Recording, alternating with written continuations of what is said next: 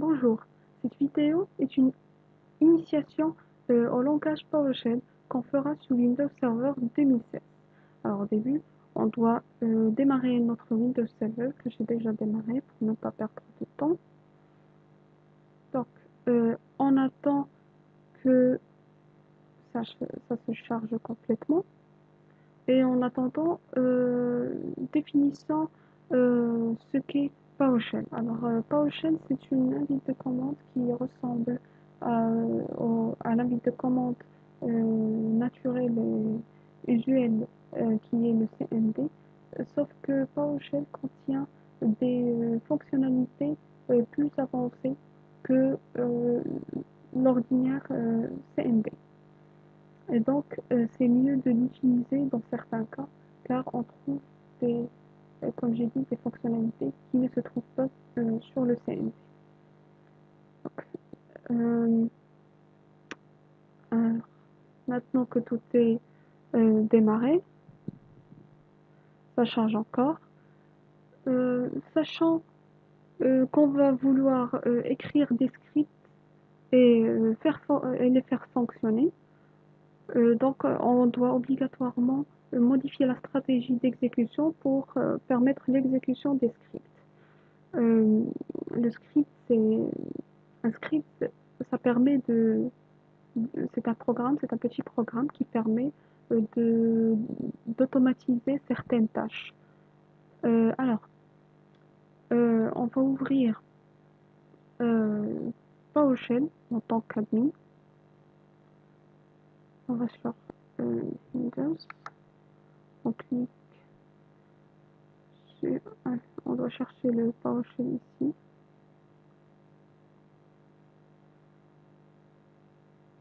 On le cherche.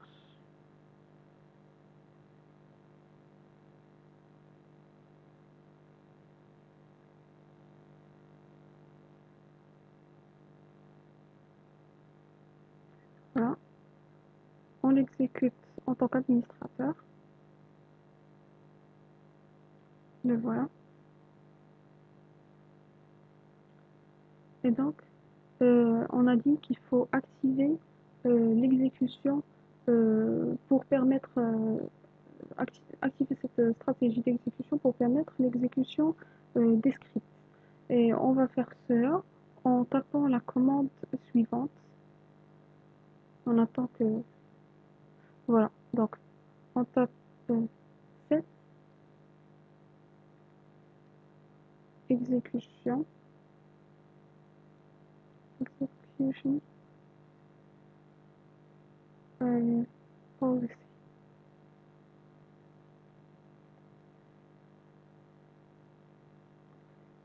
Remote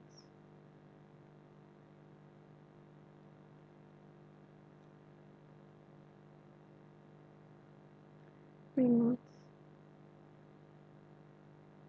signed.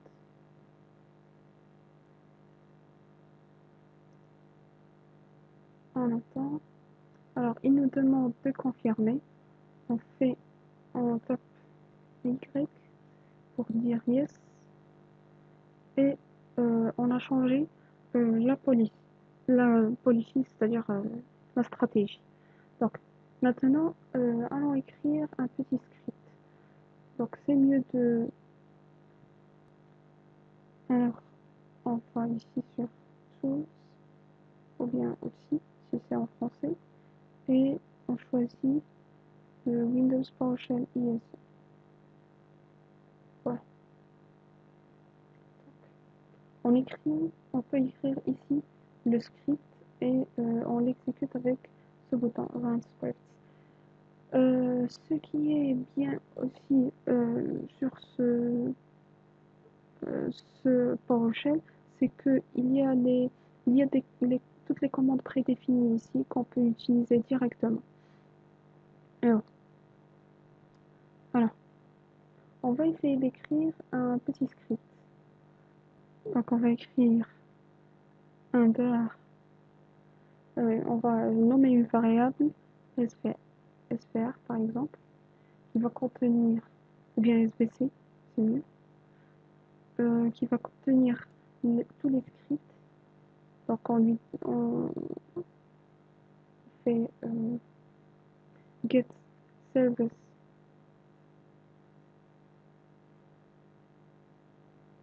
pour poser tous les scripts dans le SVR. Après, on va essayer de d'afficher le nom, par exemple, du premier script qu'on a, euh, qu'on a sauvegardé dans le SVC. Donc c'est point name, oui, c'est point name. Non mais on doit préciser ici quel SVR. Donc préciser quel SVC. Donc on met le SVC 0 par exemple. Oui, on affiche son nom. Maintenant, essayons pourquoi ne pas faire une autre variable. On va l'appeler name. Pardon. On va l'appeler name qui sera le SVC, le deuxième SVC, le nom du deuxième SVC. Voilà. Et puis on va l'afficher. Ou bien on peut par exemple afficher sa longueur. Donc on n'a qu'à taper notre variable name.length.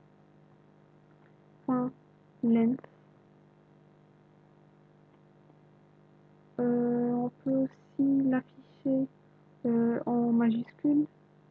Il y a plein de fonctions qu'on peut utiliser. On peut rester ici faire, à essayer toutes les, toutes les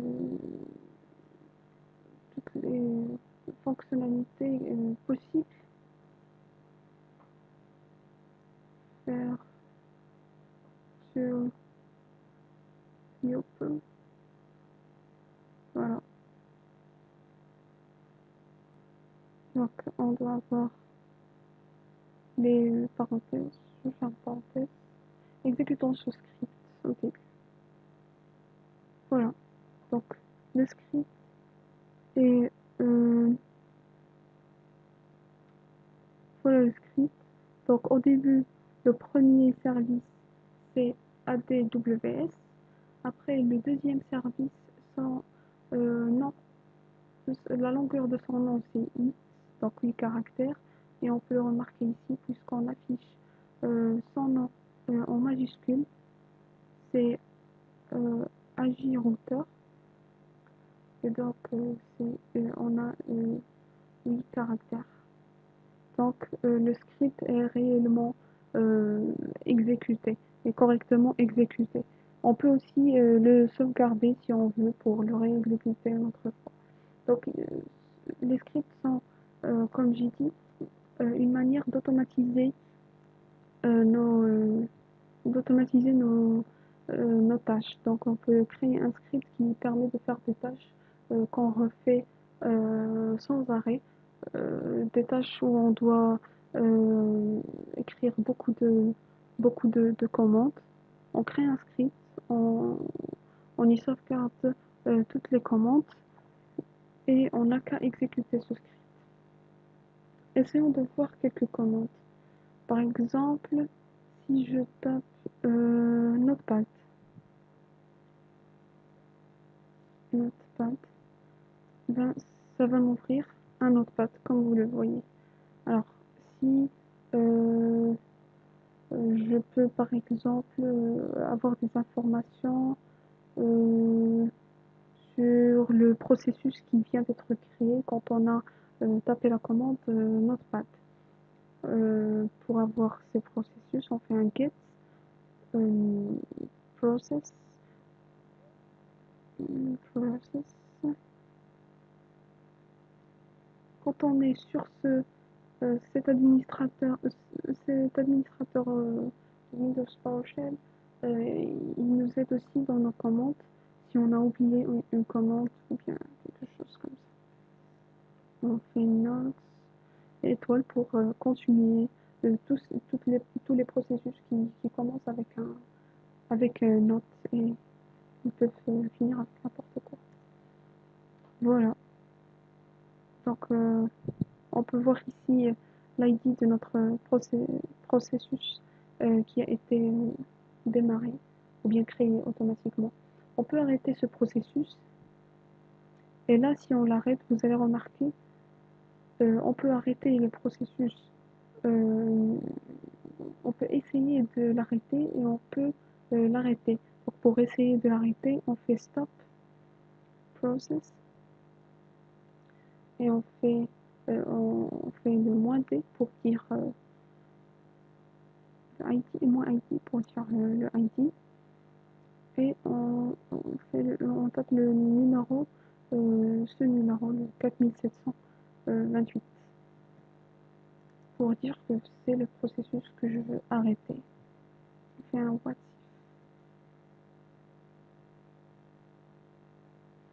Voilà. Donc ça donne ça, le what if, ça permet de donner l'information sur ce qu'on a tapé avant. Maintenant, si on veut vraiment arrêter le processus, on n'a qu'à ajouter, au lieu de what if, on va ajouter confirm,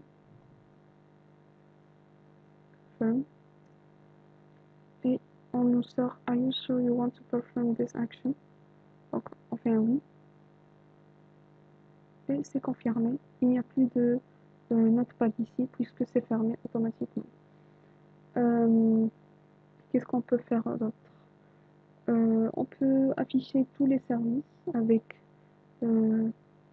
GPS,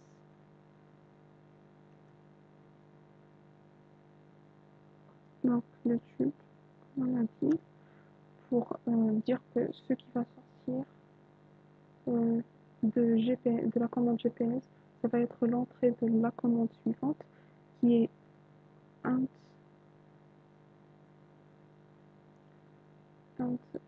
breadview. Voilà. Et on a une fenêtre qui s'ouvre où on a tous les processus. On peut voir tous ces processus, leur ID, leur nom, etc. On peut ajouter des critères, par exemple seulement l'ID. On a ici is less than or equal to, c'est-à-dire s'il est inférieur ou égal à. On peut changer, on peut faire does not equal ou quelque chose comme ça. Donc on peut voir on peut se jouer et voir tous les processus existants. On peut aussi exécuter une autre commande qui est GSV tube OGV qui permet elle aussi d'afficher tous les processus, sauf que cette fois elle précise juste le nom du processus, euh, le nom, le petit nom et le grand nom, et aussi son statut s'il est en cours de fonctionnement ou bien s'il est arrêté. Ou bien on peut aussi voir directement tous les processus avec get services ou bien get service sans S. On a tous les processus ici. On peut le voir directement sur PowerShell. On peut, on peut par exemple ajouter du contenu à un fichier, un fichier, un fichier texte par exemple. On va créer un fichier, on le crée au bureau. On va l'appeler on va appeler file, file voilà, .txt. Donc on revient.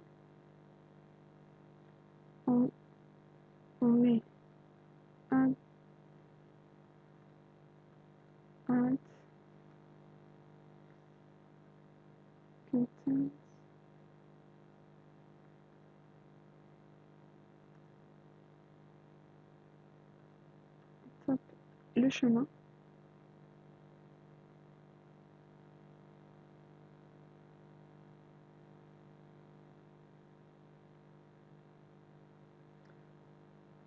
Le chemin qui est...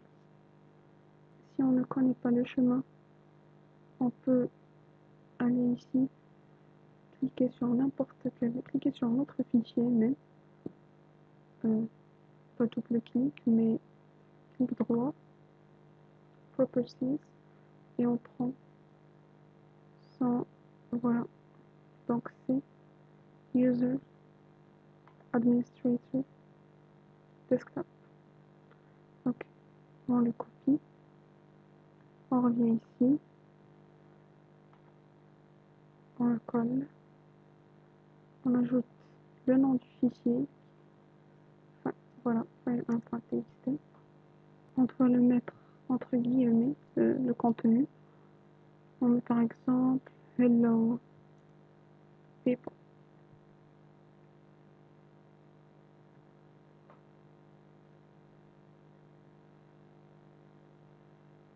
Si on fait entrer et qu'on ouvre notre fichier file1, on va trouver Hello people. On peut aussi supprimer son contenu, tout le contenu. On n'a qu'à faire clear, consent, oui, et on redonne le, le chemin de notre fichier. Après, si on revient faire notre bloc-notes, il faut l'actualiser, donc on revient à notre bloc-notes, il est vide.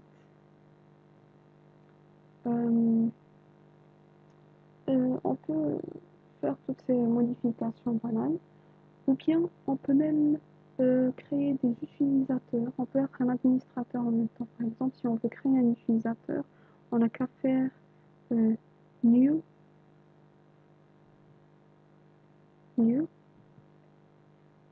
add user,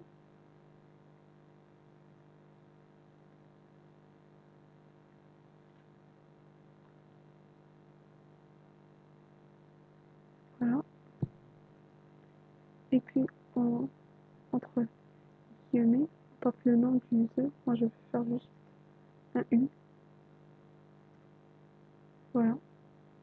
Le user est créé, l'utilisateur est créé. On peut voir les informations de cet utilisateur. Get add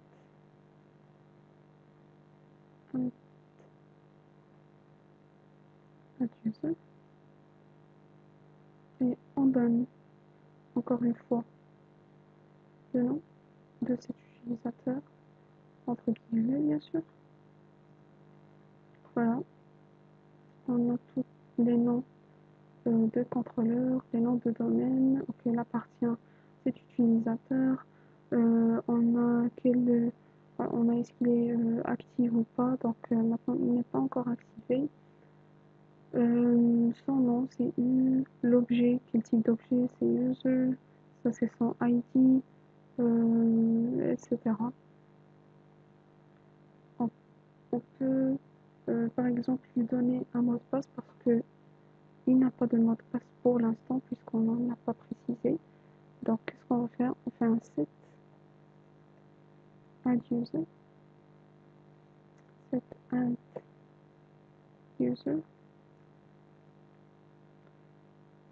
non, pas add user, maintenant c'est add account. Add c'est Active Directory.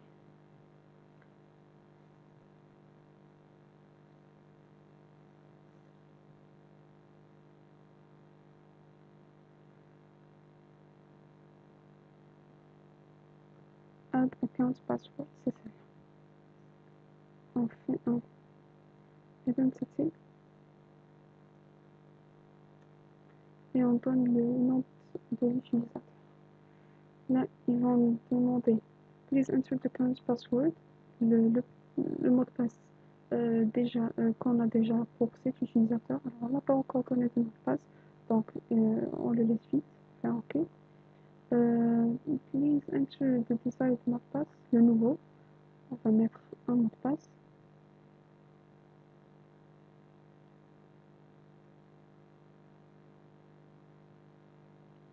OK. On répète le mot de passe.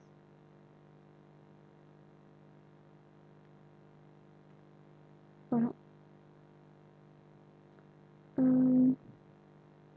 Ici, on a des problèmes de complexité, de longueur, etc. Donc, on doit respecter la complexité.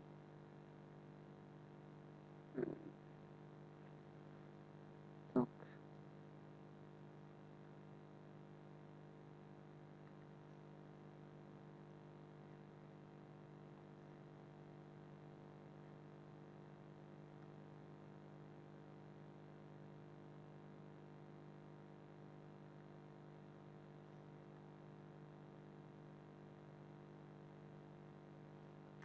on va refaire.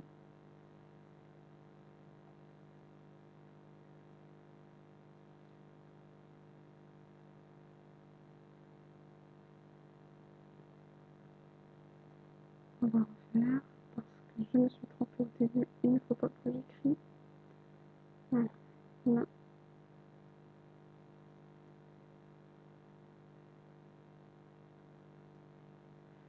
Le mot de passe maintenant est correct. Donc, je peux me connecter avec cet utilisateur qui est le U, avec le mot de passe que je lui ai donné. Et il sera tout à fait euh, il fonctionnera tout à fait normalement. Sauf qu'on n'a pas encore activé cet utilisateur, donc même si on a le mot de passe et on a le nom d'utilisateur, on ne peut pas ouvrir une session avec cet utilisateur.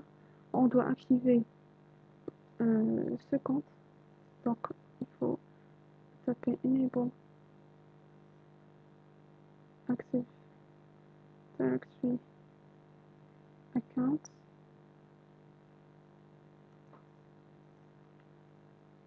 Identity, donne le nom, le U. Maintenant, si on refait Get Add User, on trouvera qu'il est activé et donc là, on peut l'utiliser. Si on se déconnecte, on ferme le tout. Yes, on peut enregistrer le script qu'on a déjà créé. On ferme le tout. Voilà.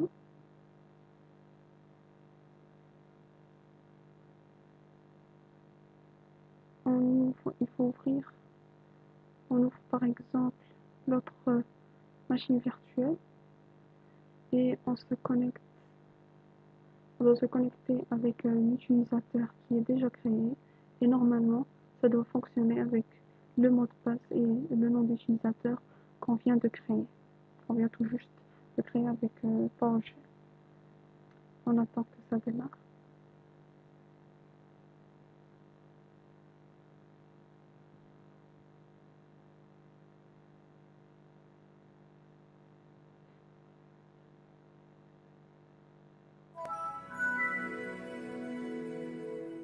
Voilà.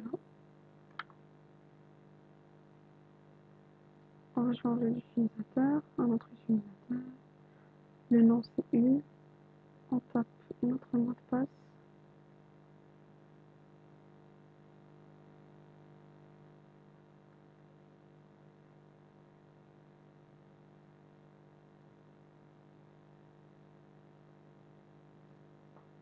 Et on peut voir qu'on peut ouvrir une session avec l'utilisateur qu'on vient de créer. Euh,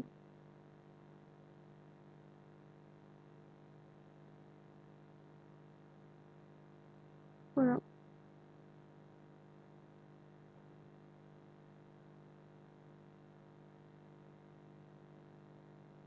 Et donc on est